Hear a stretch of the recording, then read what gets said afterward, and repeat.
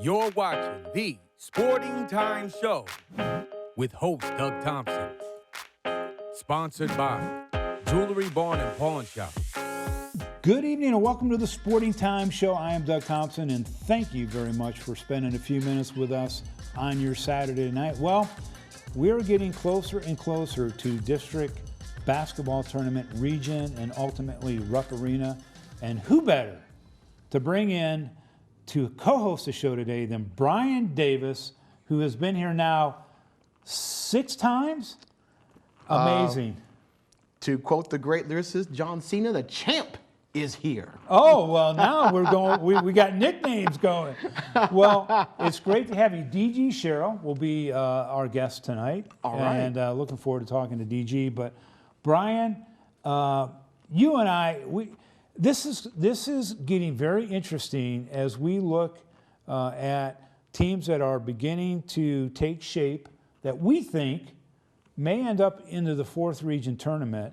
And you and I talked about compiling a list. And let's go through that. And then after DG's interview, we're going to come back and we're going to talk about the Sporting Times All Hoops team as it begins to take shape. Not in stone, but we'll talk about that after the interview with DG. But let's talk about the boys' teams that we feel are going to be moving on to the 4th region. And we're doing a little prognosticating, right? That's a good way to put it, yes. But let's start with the 13th district. Who do you think will be the 2 teams that move on to the 4th region? For girls, Franklin Simpson and Russellville. So you went, I asked for boys and you went to the girls. I'm sorry. Let's do the girls. Okay, I'm sorry. You're the champ. Well, let's do the girls. I was going to do a combination of both, but Franklin Simpson and Russellville. For some reason, I do want to pick Logan County, but after seeing that game Friday night, it just does not look like they're either intimidated or something. I don't know. They just play so differently against Russellville. I don't know what it is. I picked Logan. Okay. So I got Franklin. You picked Russellville. I'm going to mark that down. Who do you have coming out for girls for the 14th district? I think it's pretty easy. Bowling Green and Greenwood. All right. So you and I both agree on that. Who do you have out of the 15th? Barron County and Allen County Scottsville. Ooh, I like it. We're agreeing on that as well. Oh, okay. You get that too. Okay. Good deal. 16th district. Metcalfe County and Russell County. Well, okay. Now, I have Monroe County, and you have Russell County. Monroe's on the 15th, though, still. They're still in the 15th. Monroe's not moving officially to the 16th yet. Monroe's not in the 16th district? Not yet. That's next year. That's next year. Well, thank you very much for correcting me, champ. Warren East moves That's why you're the champ. Warren East moves to the 15th next year, and Monroe moves to the 16th next year. Okay, so I agree with you because Russell County is always in the 4th region tournament. They have a great fan base as well. I did, I looked at the girls and I looked at that Russellville-Logan matchup, and I was kind of torn between that, but I'm going to stay with Logan County. Now, on the guys' side, this is a little tougher. 13th district, we got 2 minutes left. 13th district, who do you got? Franklin Simpson for sure. The other team, I do want to go with Todd, but I can't. I'm going with Russellville. Wow. Athleticism. Okay. There's been some question about players at Russellville, about who's in and who's out. Yeah. I took Todd County, so we'll see how that shakes out. 14th district, I'll let you go first. Oh, boy. Warren Central and Greenwood. Okay. I'm sorry, DG. I'm sorry. I'm sorry. Okay, I've got Greenwood. But there is a possibility that it could be a 3-way tie. We don't know yet, and it's going to be a coin toss. Yeah. And I can't suggest who's going to be there on a coin toss. So I'm going to go with Greenwood for sure. Well, wait a second. That doesn't make any sense because they might be out as well. Exactly. It might be, all right. So I'm going to leave mine undecided. Okay, well then I'm undecided too as well. You're undecided. I'm undecided too because I had a hard time to picking 2 of the 3. I had a hard time. Listen, that's a safe bet. Yeah. 15th district, who do you got? Barron County and Glasgow. All right, we agree on that as well. 16th district? Metcalfe County, Clinton County. We got that as well. So we're pretty on the same track. We'll see what happens with the Russellville-Todd County matchup, but that's a tough thing. I do want to mention before we get to the next segment with DG that the 8th grade boys basketball all-star is Saturday, February 12th at Bowling Green Middle School. We'll talk more about that in just a couple of minutes. 7th and 8th grade boys and girls. Boys and girls, so it's Yep. going to be fantastic. We're going to take a short break. When we come back, DG Sherrill, the head basketball coach of the Bowling Green Purples, will be here. Stay tuned. More of the Sporting Times right here on WNKY NBC 40.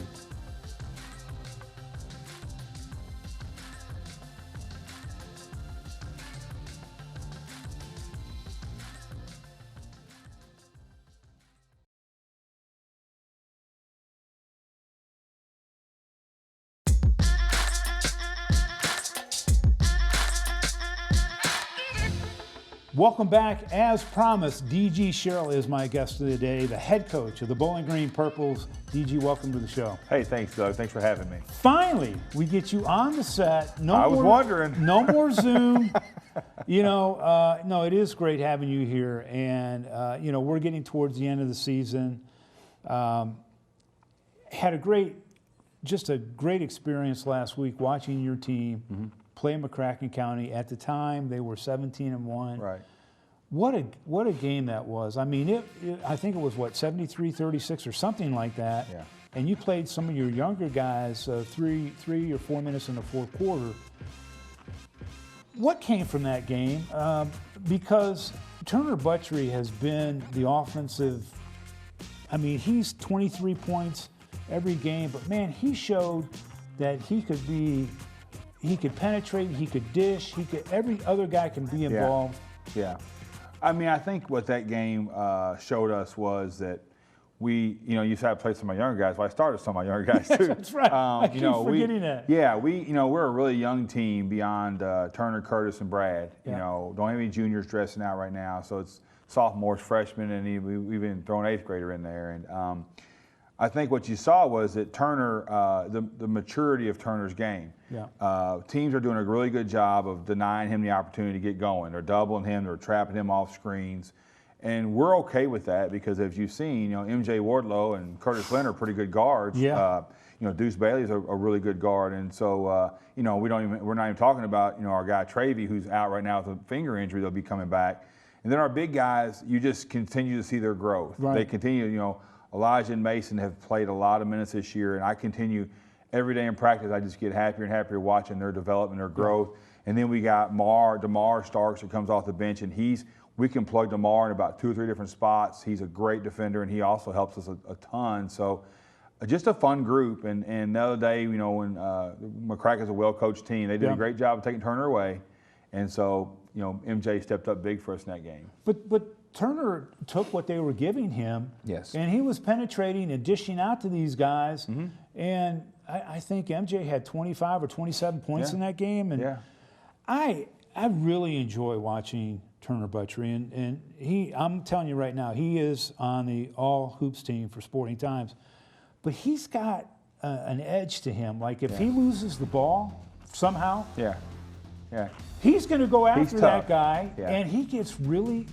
He's just intense. He's intense. Yeah, he's a tough guy. I think that being undersized most of his career and being a quality player, being as good a player as he's been, I think he's had to muscle and fight and claw and scratch for a lot. Yeah. And teams have beat him up a lot. And he gets beat up off screens. He goes in that lane. He takes a pretty good pounding, and so he has to bounce back up and respond. And I think that goes to some of that intestinal fortitude that we see every day. As our leader and a really, really good player for us. Yeah, he's a lot of fun. And then, you talked about MJ Wardlow and man, he just lit it up. And then Curtis Lynn and Deuce Bailey just seems like he is becoming more and more comfortable and just maturing as every week goes on. Well, and with Deuce, you take Deuce first. The transition from football to basketball is always a little difficult at first. It gets a lot. You getting your basketball legs under you. He and I talked earlier in the year about throwing a football as opposed to shooting a basketball, or 2 different arm movements completely. Yeah. And so you have to let that growth take place. MJ is a Division I guard. He has the chance, and Deuce is a Power 5 athlete too. But MJ is going to have the opportunity to be. I've told some schools that they need to go ahead and start tracking him because, you just watch how high he jumps on his jump shot and how fluid it is. He guards the other team's best player. No matter who we're playing, the guy can be 6'5" or 5'5". MJ knows he's drawing the other team's best player.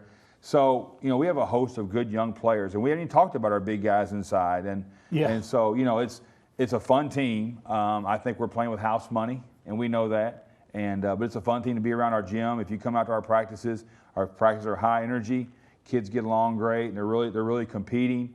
And we talk about it all the time. If you'll compete on a consistent basis, you can surprise yourself what you can do on Tuesday and Friday nights. Right. Well, I tell you, I think last week's game certainly is energizing your team and coach. Well, we're going to take a short break. When we come back, you and I are going to talk a little bit about rivalry and district play coming up. So we're going to take a short break. When we come back, more of the Sporting Time Show right here on WNKY. We'll be right back.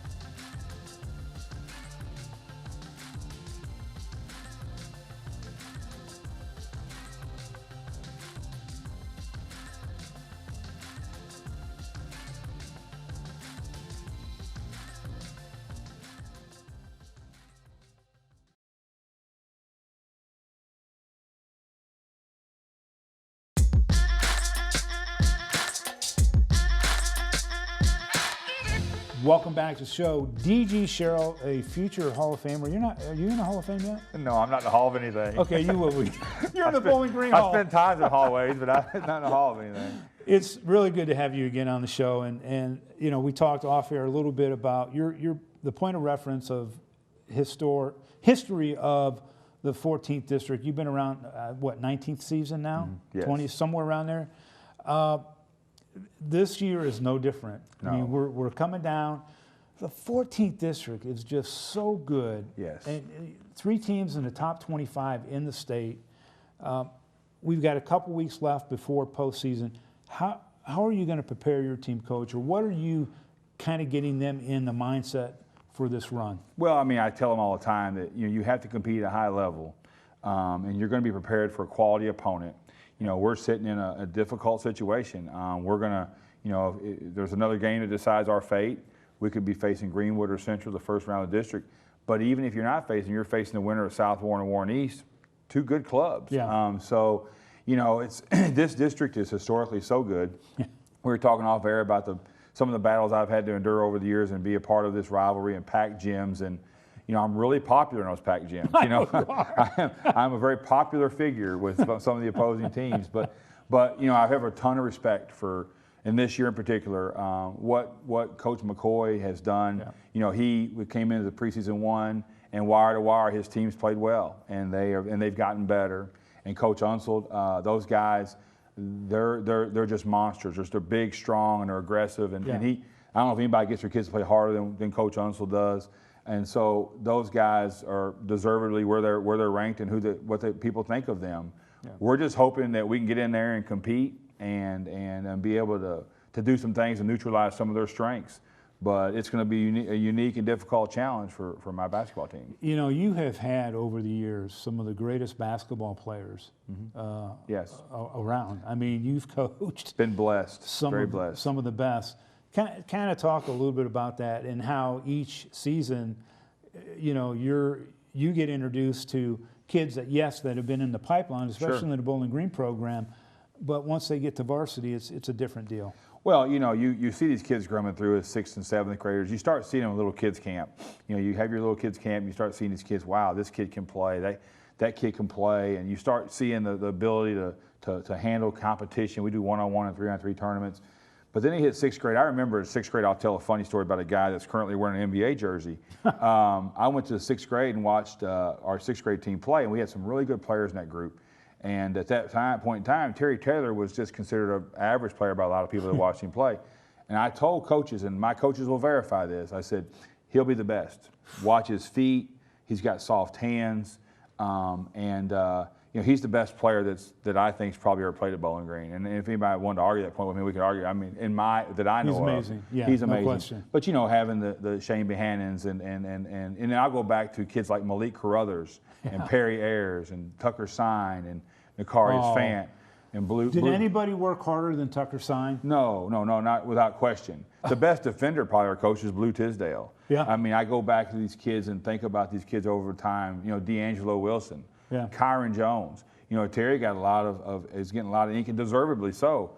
But man, Kyron Jones was absolutely an animal. He was a tremendous player and played relentlessly. Yeah, it's a great team. You know, and then D'Angelo was the alpha dog of that group and was the catalyst for get everybody going. So I am fully aware of how fortunate and blessed I've been. Yeah. The great players I've had over the time, the tremendous support that they've given me, and then also really good staff. I've been blessed to have really good coaches on my staff. Yeah, That always helps. It takes a lot. I mean, I don't think a lot of viewers, and we've got about a minute left, Coach, a lot of viewers understand, you know, the sweat equity and energy that coaches have to put in today. Not when I was playing sports in high school, but today. But it's so much fun to watch. We got about 45 seconds left. Will you come back and co-host the show with me? Absolutely. Yeah. When you get done with, I don't want to get you in here, you know, Yeah. after, you know, Absolutely. during basketball season. You know I love to talk. Well, I know. I mean, we just went through 2 segments, but Yeah, absolutely. I enjoy talking about sports and teams, and you know, and again, I think that this is just this is a very underappreciated area for high school athletics, and the teams and the coaches. This year is no different. yeah, it's an unbelievable area. Coach, thank you very, very much for coming in today. We're going to take a short break. When we come back, Brian Davis and I will wrap things up right here on WNKY NBC 40.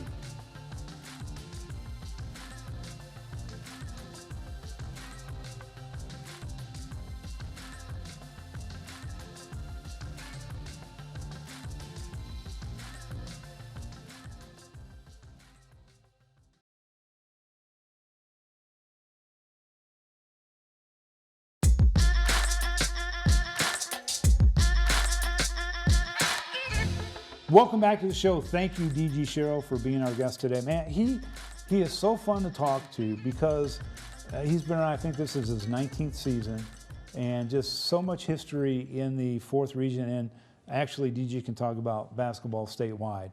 But also, he can talk about Detroit Tiger baseball too as well. He Well, loves he's- Detroit Tiger baseball. Well, he loves it. he and I are both from Michigan. We're both Tigers fans. There you go. Yeah, so we have a little bit of a connection here. Now, I said when we opened up about the 8th grade boys and girls all-star tournament. No, it's an all-star event. It's Showcase. Showcase. It's 7th graders and 8th graders, middle school basketball players. 7th and 8th graders, they'll have a 7th grade competition. You know, girls teams, boys team play each other. Then at halftime, there'll be skills competitions where they'll do fastest dribbler, best long distance shooter, and then they'll have the layup, the free throw, 3-point, and half-court shooting contest. Yeah. So it's going to be a fun event at Bowling Green Junior High School. It's on Saturday, February 12th. It should be a great, great day. At 3 p.m. And of course, the Sporting Times will be there. ST live stream. We'll be live streaming the event. So if you can't make it, you can still watch it on stfanclub.com. And Brian, there's also a big event on February 12th as well. Huge event. My birthday. Anyway. Okay, we'll celebrate let's move there. on. We'll Let's celebrate move on. So Champ, tell me, I teased about the Sporting Times All Hoops team, and I'm going to start with the girls. You go ahead. Go ahead. This team is not etched in stone, but these are the players that are high on the radar. And I'm going to start with I've got Leah Trin out of Greenwood High School. She's averaging 22.9 points per game. She's an 80% free throw shooter. Fantastic player at Greenwood. And then, of course, Bowling Green's Meadow Tisdale. 15.5 points per game, 7.8 rebounds. I've got to also put Linkayla James in there as well. Linkayla is just a great defender, disrupts a lot of offensive teams. Franklin Simpson's Alira Barbie, almost 17 points a game, almost double-double for her for rebounds. Barron County's Raven Ennis, a fantastic player. She leads the team in scoring and in rebounds, and I said Linkayla. Now, who do you have? Who do you have that I don't have? I have a couple of people that add on a little extra to that. Okay. Gracie Borders from Logan County. She's a junior. This little guard averages almost 9 rebounds a game. Wow. I mean, she's scrappy. She gets after it. She's scrappy. She Yeah. gets after it. And then from Russellville, freshman Lucretia Cawthorn, just a freshman, averages almost a little over 15 points a game and shoots over 49% from the floor. So for a freshman, Nice. that's pretty impressive. I like that. We also have Paisley Ford out of Monroe County. Okay. And Tanaya Bailey out of Bowling Green also could find their way on that team. Very, very exciting. So on the boys' side, I got to go with Turner Butchery, one of the best guards, I think, around. MJ Wardlow out of Bowling Green as well. Cade Stennett out of Greenwood, just a fantastic player. Andreas Miller, Franklin Simpson, another great player. And from Warren Central, Amari Glover. And there might be another player out of Warren Central, but Amari is just a fantastic player. Nick Dell out of Clinton and Aiden Niken out of Barron County also could possibly find their way onto that team.